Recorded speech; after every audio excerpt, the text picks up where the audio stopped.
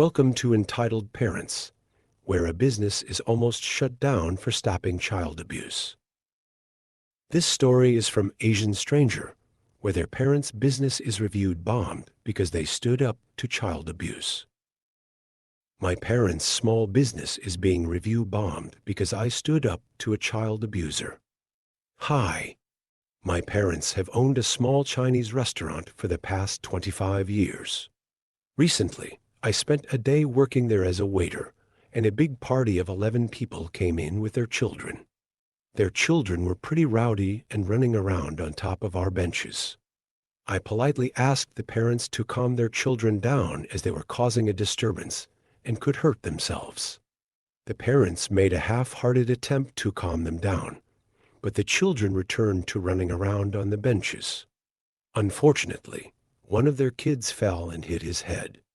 The child was stunned, holding his head, and looked like he was in massive pain.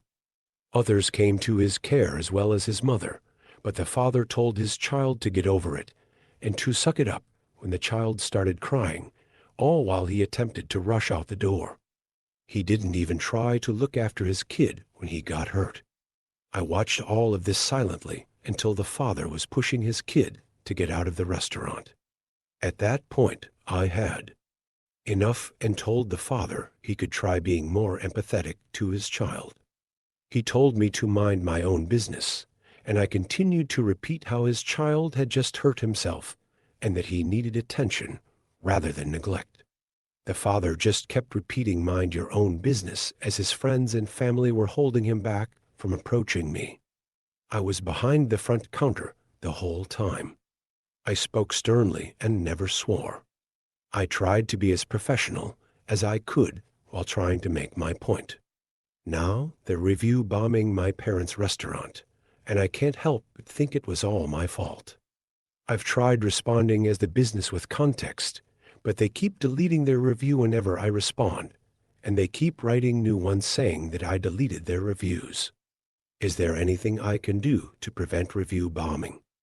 I don't want my parents to suffer because of my actions. Thank you for any responses. Here is the context I replied with for the review's context. This customer's child fell and hit his head. He was stunned and was holding his head. He looked like he was in a lot of pain.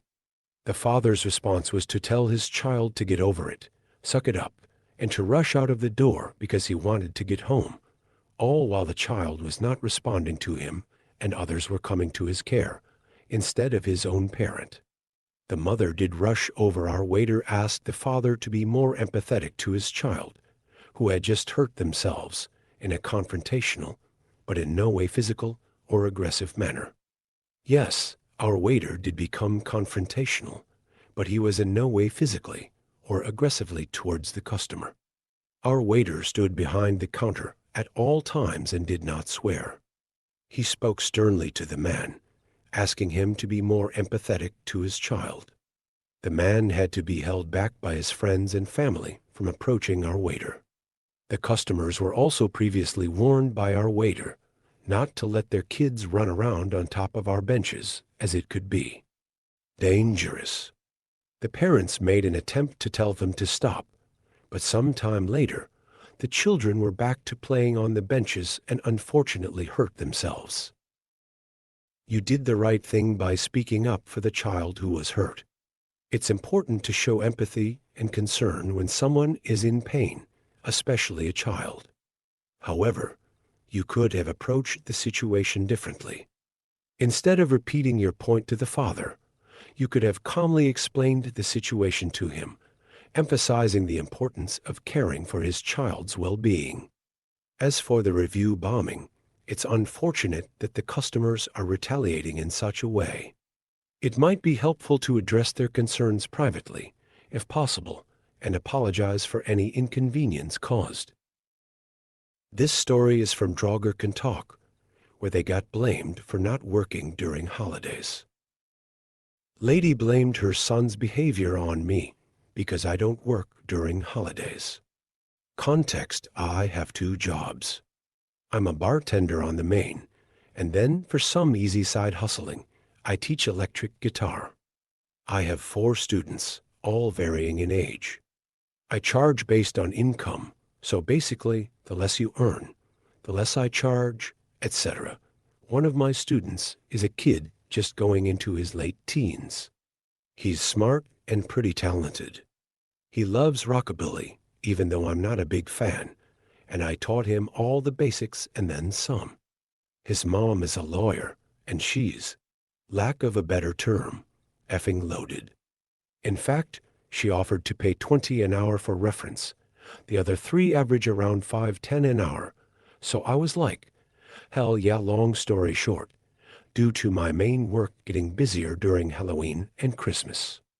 I usually take October through mid-November off, and then take the second half of December off. So I work the entire year, but just so I can recharge, take those off to focus on my other job, family, mental health, etc. I have this directly stated on all sites where I advertise my teaching: Etsy, Facebook, Insta, and I explain that unless half joking, half serious, you're paying hella good, or you're asking me to teach the next Van Halen, then I'll be largely unavailable. To make up for this, I record custom videos for my students, 1 per week. So, let's call her M. M is the lawyer I was talking about.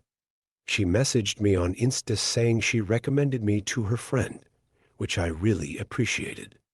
She said, they need you now. They're offering 4 an hour and an extra 8 if I do it tomorrow. Lol doesn't cut it. I explained that's way below what I'd accept as payment if I were to just come out of work. Plus, it would be unfair to my other students. She then said I was unprofessional and blamed her kid's new angsty attitude on my lessons. I've had to unfortunately leave her on read. Engel, I don't know what to do, but for now, guess the kid's not learning the rest of race with the devil. You did the right thing by sticking to your boundaries and refusing the low payment offer. It's important to value your time and expertise. However, it might have been better to communicate with M more clearly about your availability and pricing from the start. It's unfortunate that M blamed you for her kid's attitude, but sometimes you encounter difficult people. Keep focusing on your other students and providing them with the best learning experience possible. This story is from an actual mud pup, where her mother-in-law photoshopped her wedding photos. Update: my mother-in-law photoshopped my husband's nose on our wedding pictures. Hey dudes, I'm back. Thank you to everyone who took the time to offer me advice on my last post. First of all, I want to clarify that not telling my husband what his mother did was never an option. She wouldn't remove the pictures from her house unless I either told him or threatened her. Had I done the latter, she could use that against me in the future or even imply I agreed with her. Plus, he was bound to find out at some point, and I knew it would be better if it came from me. I asked how to do it, not whether I should. So I sat him down last Saturday and broke the news. I explained what the pictures were and Mill's excuses for them. I also showed him the text she'd sent me since my visit. The whole conversation, I was calm and straightforward, but made it very clear that not only did Mill's actions completely disgust me, but I never agreed with her about his appearance. He's the most gorgeous man I've ever met, and there's absolutely nothing wrong with his nose. I also made sure to point out that the photoshopped nose made him look like front-facing Phineas from Phineas Ferb, and Mill needs to get her eyes checked if she really thought it looked good. I thought the news would hurt him, and I was right. He didn't cry or anything, but I could see it in his face. The odd but common combination of disappointment and acceptance. He knew his mother wouldn't change, but still had some hope. It was almost heartbreaking to watch. But for the first time in a while, he seemed to believe me when I said his nose was normal. He told me that now that he knew just how ridiculous Mill was willing to be, her opinion meant a lot less to him. So even though he's hurt, he feels stronger than ever. As many of you suggested, I told him that he was free to approach the situation however he pleased, but I don't want to be around his mother anymore. Most importantly, I don't want her around our son or any other kids we might have.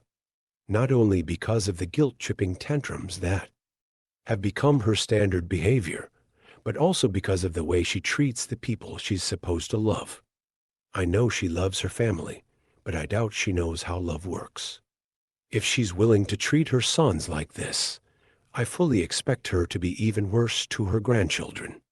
In the end, my husband and I decided we're going very LC with Mill until the holidays. Some of his relatives are throwing a party the week before Christmas, and she'll be there. We thought about skipping it, but he has cousins he hasn't seen in years coming for the party. He's been looking forward to seeing them for months, and it doesn't feel fair to let Mill ruin his excitement. After the holidays, we'll decide how to proceed. Regardless, she won't be allowed to see our son at the hospital when he's born. And once we bring him home, she won't be left alone with the baby. It doesn't matter how much she tries to improve. That is not something we're willing to budge on. In spite of everything, my husband doesn't want to cut ties with his mother, and I understand that. Even if he wanted to, he can't go fully NC without cutting off the rest of his maternal family as well, which he is firmly against. What works best for now is to treat her like Domino's Pizza she exists, and that's fine, but we're not getting involved until she actually improves. I also decided to tell some of my own family about this, and everyone I've talked to agrees that Mill went over the line. My father is a narcissist who I'm mostly LC with due to his entitled behavior most recently. He tried to make me disinvite his ex from my wedding so he could bring his mistress, and even he was offended on my husband's behalf. And if even my mediocre, respect your elders father thinks your children are right about you being in butthole, you've probably gone too far. We talked to my Bill, and he's the one who informed Mill of our decision. She didn't take the news well. She's now trying to call both me and my husband, and keeps texting apologies and promises to take the pictures down. We're ignoring her. Bill visited her yesterday, and apparently the pictures are gone. She believed that was enough for us to forgive her, but he clarified that there is still a lot of work that needs to be done. Before anyone calls us dramatic, this isn't just about the Photoshop. This is about the damage she's caused in both her sons' lives. I was abused in a similar fashion in my teens by Dad's ex, and I refuse to allow my child to grow up believing he's anything less than beautiful. Same goes for my husband. That's all. Again, thank you guys. You handled the situation well by sitting down with your husband and calmly explaining the situation. It's important that he heard the truth from you, rather than finding out from someone else. It's understandable that he was hurt, but it's great to see that he's starting to believe in himself more and not let his mother's opinion affect him as much. Setting boundaries with your mother-in-law is a wise decision, especially when it comes to protecting your son and any future children you may have. It's good that you and your husband have decided to go low contact with her for now. Attending the family party to see his cousins is a fair compromise. It's clear that you both want to prioritize your son's well-being and ensure that he grows up feeling loved and accepted. It's also important that you've shared the situation with your own family for support. Overall, you're doing what's best for your family and standing up against the damage your mother-in-law has caused. This story is from Disappointed Shrew, where a Karen gets mad at them for not giving a pass on breaking laws. Entitled Dad gets upset at me for not letting him break the law. I sell archery gear, and bow hunting is highly regulated here. Only pest species are allowed to be hunted, nothing native. This guy calls up, and the following conversation occurs. See, hi, I just moved here, and I want to buy a bow to hunt snakes. Me, okay, I should probably tell you that it's illegal, I know. but I still want to do it. He knows it's illegal, but still asked. Red flag alert me. I can't sell you equipment if I know you're going to use it to break the law. See, fine, whatever. I'm not going to hunt snakes with it. Me, but you are. You already said you are. At this point, the customer knows he already messed up by telling me his intentions. See, well, how can I move forward with this? My recommendation is to contact your local pest control services for snake removal if you're having a snake problem. See, no, I mean, how can I move forward with buying a bow from you? I'm not selling you anything that I know will be used to break the law. See, I know they're a protected species, but I have to protect my kids. I have the right to protect them from dangerous wildlife. They're a protected species for a reason. You don't have the right to harm them just because they're dangerous, and I cannot condone the behavior you're advocating for. There are legal ways to deal with this problem. See, oh, Mr. High and Mighty over here. You sell equipment knowing that it'll be used to harm innocent Bambis, but a dangerous snake is crossing the line. You're a hypocrite. Hunting deer is legal because they are a pest species that destroys native flora and fauna, and they need to be culled as they have no natural predators here. Snakes live here natively and are an important part of the ecosystem. In this circumstance, you're the deer, a dangerous pest species that is a threat to the native wildlife. See, my kids come first, and you and the government for protecting snakes.